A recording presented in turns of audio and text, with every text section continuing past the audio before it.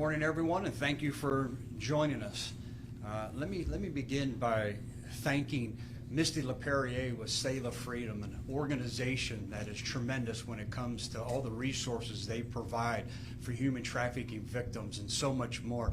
Misty, we couldn't be as successful as we are without you and your entire organization. Thank you for the partnership we share. Today I stand here filled with a mixture of emotions: relief, gratitude, and determination. Relief that our human trafficking squad is so successful and these operations are so successful. And last week we were able to rescue 2 human trafficking victims. Gratitude. I'm extremely grateful that we have a human trafficking squad that's relentless. I'm grateful that we have partnerships with organizations like Sailor Freedom. So when we do identify victims, when we are able to convince these human trafficking victims to have the courage, to have the strength to say enough is enough, we have a resource that we can give them to give them that new lease on life. And determination. I am determined to eradicate human trafficking in the Tampa Bay area and apprehend anyone who believes it's okay to traffic another human being for sex. We will not stop. Recently, our human trafficking squad conducted an undercover operation to identify victims of human trafficking and apprehend their traffickers. And they did just that. Our first survivor is barely 20 years of age. She met her trafficker on a dating app. He reached out to her and convinced her, enticed her to move from Jacksonville to Tampa with the false promise of a better way of life. He immediately exploited her insecurities and vulnerabilities. He immediately took total control of every aspect of her life. She had a daily quota that she had to meet. She had to earn at least $1,000 a day. And when she didn't, she was physically struck, violently, and sexually abused even more. Our undercovers placed an ad on the dark web for an escort service. Her and her trafficker responded to this web and arrived at one of the motels. She comes up to the room, and when she was met with our human trafficking squad, she immediately broke down. She immediately became overwhelmed with emotion, confessing that she was being trafficked against her will.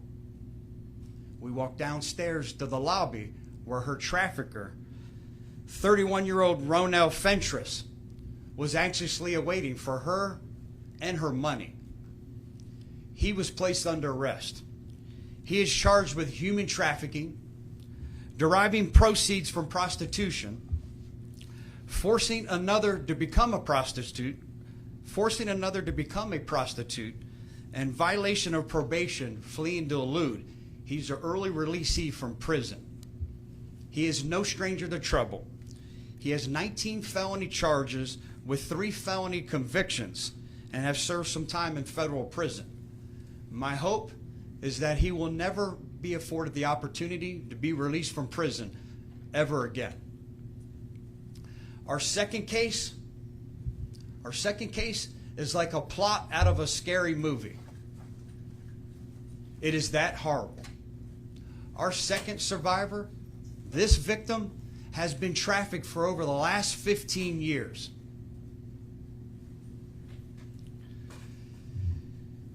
Oftentimes, she has been met with violence. He controlled her. Her trafficker controlled her by fear and intimidation. Over the last several years, she has suffered several broken bones and fractures at the hands of her trafficker. Recently, she believed that she may be pregnant. She begged her trafficker to be able to sustain from any type of sex trade because she thought she was pregnant. His response? He violently struck her in the abdomen area, trying to do everything he could to terminate that pregnancy. He battered her to the point where she had to go to Tampa General Hospital for medical care. That's where the medical staff contacted our deputy, or the Hillsborough County Sheriff's Office. One of our deputies, and thankfully all of them have extensive training in identifying the symptoms of someone who may be trafficked, responded. After a short interview, he had that suspicion she may be a victim of human trafficking. This deputy took the initiative to contact the human trafficking squad. They arrived, they met with her, and did confirm that she is a victim of human trafficking and has been for the last 15 years. The nightmare has ended for both of these women. The moment that they met our human trafficking squad, they now will be afforded a new lease on life. Now they will get that respite care, all that healing, recovery, counseling, gainful employment, whatever they need through a tremendous organization in Selah Freedom. Our trafficker in this case is 42-year-old Vanzini Hansel. He is being charged with human trafficking, deriving proceeds from prostitution, forcing another to become a prostitute, and felony battery. He has been arrested in Pasco County. To no one's surprise, he is no stranger either to any type of trouble. 37 prior felony charges, 10 felony convictions. It is my hope that this individual spends the rest of his life behind bars and is never ever afforded the opportunity to terrorize another human being. I have to thank, because I'm standing here in awe of the strength and courage of these two women for coming forward, for saying that enough is enough. There is a better and different way of life. To anyone out there who continues to traffic another human being for sex, let this be once again just another warning that our efforts are relentless.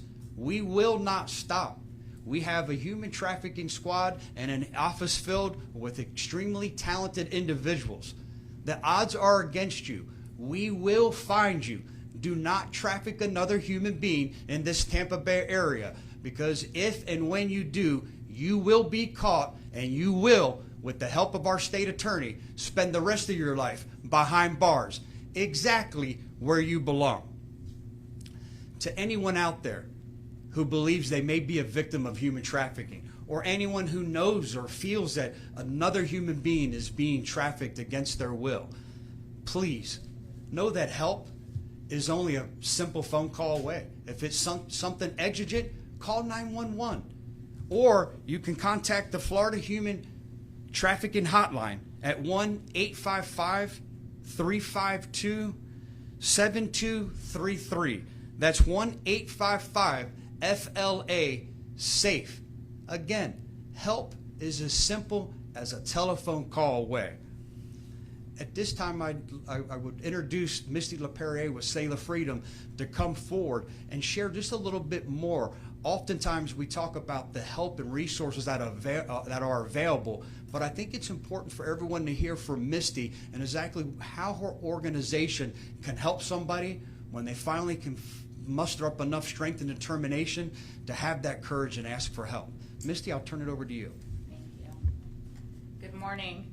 Thank you, Sheriff Chronister, for having us here today, and also for your entire human trafficking unit and the work that they do. We are grateful to have the opportunity to work alongside of them and be there immediately to offer support for victims that have come out of a human trafficking situation. I'm grateful for our entire team at Selah Freedom and the advocates that work with us as well to provide immediate resources to survivors. So in the cases that we talked about, some of the immediate needs that we had were finding immediate safe shelter for them, getting them plugged in with therapy resources. A lot of times they have experienced trauma for an extremely long time. So to help them recover from that, to honor the fact that they were brave enough to come forward and share with us their experience. I mean, they are the true heroes in this, to stand up and be able to say, hey, this happened to me and I want help, and to accept the help that's there. It can look different for each survivor as to exactly what their needs are.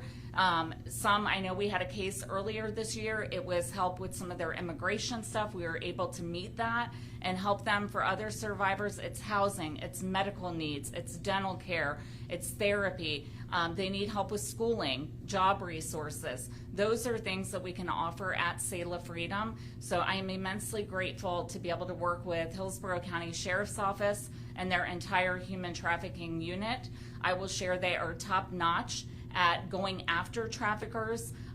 We have had a lot of success in prosecuting traffickers as well as being able to help victims. So, and additionally, I would just say to anybody out there that suspects human trafficking, or if you yourself have been a victim of human trafficking, to please feel comfortable in coming forward. The Sheriff's Office is there to be able to help you. They do have resources to help you get out of this lifestyle and to have true freedom from a lot of the trauma that you're going through. So thank you for allowing us to be here today and for the partnership that we have with you here at the Sheriff's Office. Thank you, Misty. Once again, we couldn't be this successful without you. Thank you to you and your entire team for the partnership that we share. What questions can I answer for anybody? Sheriff, are there any charges that either of these two folks face that would keep them behind bars the rest of their lives? Yes, I'm hoping these human trafficking charges will do just that. I've been in contact with our state attorney. As we know, justice is at the forefront of every case she prosecutes, and she assured me she'll do everything she can. Along that amplifies this is their criminal history. One's an early parole releasee. One has an extensive violent criminal history. I think just their criminal histories alone should keep them in prison, but along with these serious felony charges that they now face with true, real victims and a state attorney that we have that's relentless, I feel confident that they won't ever have the opportunity to terrorize another human being. You sort of talked about how the first victim came in contact with that suspect, but what about the second victim who you said had been trafficked for 15 years? Great question, and I would love to talk more. Again, this is such a horrible story. It's one from a scary movie. Sadly, we believe there's more victims at the hands of this trafficker, and our human trafficking squad has still worked on that. So this is the one time that I have to say I apologize. I can't say more because I may jeopardize the investigation that they have ongoing right now. Ma'am, if I could, what are some of the reasons women don't make that phone call, reach out for help? Can you explain from your experience in dealing with them and talking with them why that's so hard for them to do? Ooh, there's a lot of reasons that that's hard for them to do. I mean, number one, it can be the threats, the violence. I mean, Sheriff Chronister just shared one of the girls, just wanted to take a day off and experienced getting beaten severely to the point that he was trying to terminate a suspected pregnancy. So it could be fear of that, lack of resources. If they don't have a safe place to go, a lot of the women, they may not have safe family that they can return to. And I just want to highlight as well, it's not just women. This isn't a crime that just affects them. We know sometimes that men and boys are also trafficked. And in the case of like a victim getting out, sometimes there can be trauma bonds, right? They fooled them to believe that they're in love with their trafficker. So those are some of the reasons. How much of this is going on out there? This is just one investigation. You clearly found somebody just by posting one ad on one dark website. If people really knew how much trafficking is out there, how concerned would they be, and how much is there, do you think? Unfortunately, it's very prevalent, which is why I'm extremely happy that the Sheriff's Office has a whole unit dedicated to investigating human trafficking so that we can get more people out and offer more resources. I can share with you, I've been with Selah Freedom about 9 years, and I've been to at least 10 jury trials, some involving multiple victims. And those women have been strong enough to come forward and testify against their traffickers, women and men. Are you able to say what part of town, Sheriff, these two folks were living in? We've determined over the past several operations, it happens all throughout the county. It happens in the city. It's happening all throughout the state of Florida. And I don't think it's just limited to the state of Florida. I think the reason that we have the most reported number of telephone calls to the Florida hotline is because people are taking initiative to give us a call. We're becoming such a strong advocate for yes, the enforcement part, but the awareness, the education, and as well as the treatment, combating this on several fronts. Our human trafficking squad's very active. This is only one part of what they do. They have the internet predator operations that they do for those that are targeting our young children, the hotel motel operations, the adult entertainment industry, the strip clubs, along with the massage parlors. I mean, they're constantly focusing on different aspects. Human trafficking is a very complex problem. We've had some success at the massage parlors. We've had some success on the websites. We've had a lot of success, too much success with the internet predator unit, with those targeting our children. That's why we continue to see that, yes, everyone says Florida's such a hot spot for human trafficking, but I think it's because we're so active. We're so active in our education awareness efforts as well as our enforcement efforts. That's why we're seeing more and more people are feeling more comfortable, knowing that there's a different and better way of life. They're mustering that strength and courage. They're calling us, and it's happening. And I couldn't be happier. Last question. Sheriff, are there any signs that people can look out for a person that may possibly be being human trafficked? Is there anything that, the public can do or take a look at to, make a report? Great question. The biggest sign that we're seeing is when you ask someone a question. If you see someone out at a restaurant, if you see someone at a hotel, you see someone that's out, and that person you ask a question is never allowed to answer their own question. Everything that is asked has to go through their trafficker. That's the biggest identifying sign that we're seeing. We had a stolen car, and our deputies did a good job recovering the stolen car, and both of them were arrested. It was her trafficker and the victim of human trafficking, but the deputy felt something was wrong because every time he would ask her a question, she was looking at the trafficker. She wasn't allowed to ask her own questions or answer her own questions. That's the biggest sign. People who aren't free to move and free to speak on their own. That's the biggest sign you'll see. When you ask someone a question and they have to look at someone else because they're not allowed to answer, because they're in such fear and intimidation of this psychological and physical abuse, there you're going to have your answers. I'm sorry, I know you are at the same time answering, and you guys came in just Thank you so much. Yes. What we wanted to ask is sometimes these cases, the victims don't make that first call. So just the importance of your deputies being able to recognize and ask the right questions that people that may seem like they're part of a crime might be victims, because I think that's a lot more nuanced than people may realize. Very valid point. I will tell you that a lot of times the last people that these victims of human trafficking trust is law enforcement. And when we first started this almost 6 years ago, when I became the sheriff and I saw what was happening in Atlanta preparing for the Super Bowl, or during the Super Bowl there, and I knew we had to become a little more active as the Super Bowl was preparing to come here 2 years later, we knew that we had to become more active.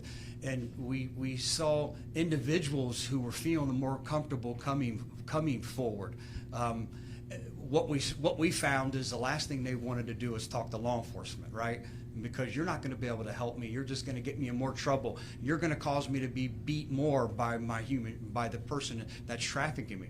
That's why when I stand here today and tell you how proud and grateful I am to partner with organizations like Sail Freedom, they were a game changer for us, because some of their staff are people who used to be victims of human trafficking themselves, and now they're advocating, they're sharing, they're paying it forward by sharing their experiences with other women. So now we have our secret weapon. Now when it comes, Sail Freedom and Misty and her team, when we do these operations, they're with us. So as we make contact with possible victims of human trafficking, they're right there. They're right there on scene. At times, we do the smart thing. We back out and let them have the conversation. We let them have the conversation. They build the rapport. And I think our human trafficking squad, along with other deputies with their advanced training, is starting to learn that the biggest obstacle is building that rapport. And we learned a lot from Misty and her team how to build that rapport. And I think that's why over the last year and now this year, we're rescuing more victims than ever before. And it's a lot goes back to your question, very valid point, is establishing a rapport with individuals, gaining that trust and confidence to take that giant leap forward, knowing that there's a different way of life. I'm sorry, did the second one come from a tip? Are you able to say that? I know you can't say how it was No, we started. were contacted by the hospital. Oh, We were that's contacted by the hospital because of the degree of injuries that she sustained. Right. So they contacted the sheriff's office. That's where a deputy came and said, "Hey, something's not right here. Those signs that we were talking about, there's some signs here." And the human trafficking squad was able to respond along with Misty and her team, establish that rapport. And again, couldn't be more ecstatic and prideful that we rescued another woman out of the grasp and binds and slavery of human trafficking. I forgot you said that, sorry. No. Thank you, everyone. Have a good day.